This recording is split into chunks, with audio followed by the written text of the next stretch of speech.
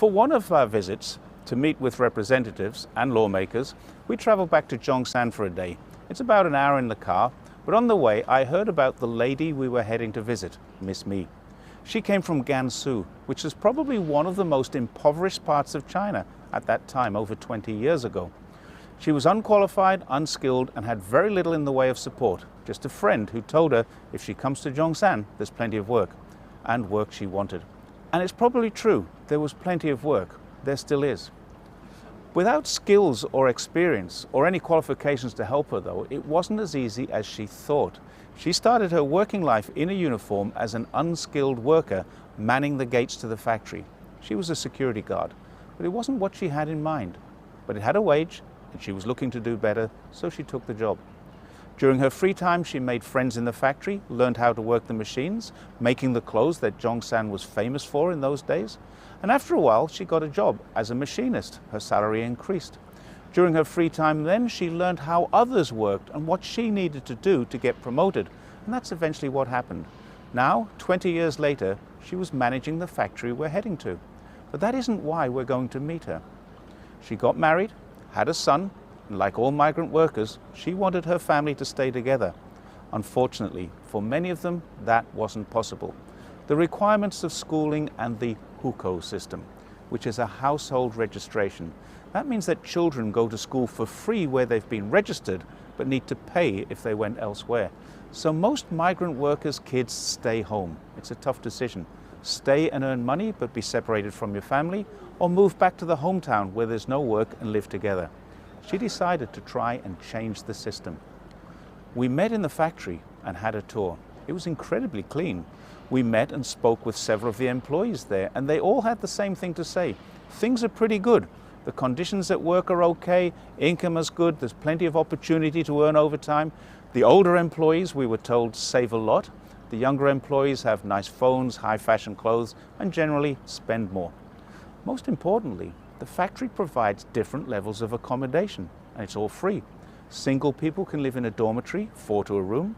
Married people can have 1-bedroom apartment, and families can have a larger apartment to suit their needs.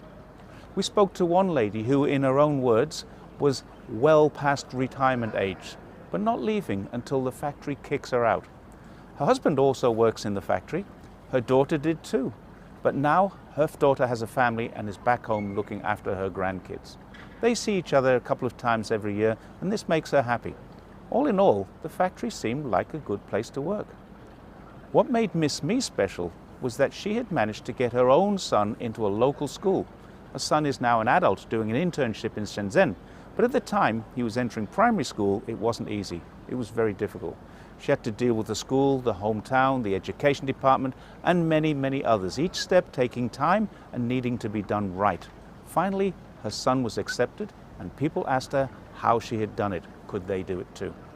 She dealt with all the same departments, helped many others, and soon arranged a system that streamlined the opportunities. And eventually, thanks to her work, she was asked if she would apply to the Provincial People's Congress, a great honor for a migrant worker with limited education, but she applied. Never for a moment expecting to be accepted, but her application was accepted. She went on to be nominated and then elected to the Guangdong People's Congress. Her work in helping migrant workers to overcome obstacles has been widely recognized. So 5 years ago, she was elected to the National People's Congress and is just entering her second term in the Congress, which has 2,980 members from all walks of life, including, as we now know, simple factory workers who have contributed to improving and enhancing life for the people they represent. Migrant workers don't all have children, but many do. There are many aspects of life for them which are very tough, and anything which makes life a little easier is welcomed. This is what Miss Mi now does. She accepts information from her colleagues, her peers, other migrant workers, and she takes that to the most important legislative assembly in China, the National People's Congress, where she helps to write the laws that make life better for the people she represents. As I said at the end of the last video, if that isn't democracy, I don't know what is. Next, we're going to meet a judge of the juvenile court and a young man who did something so wrong, so serious, that it could have given him a life in prison. Our judge helped change his life.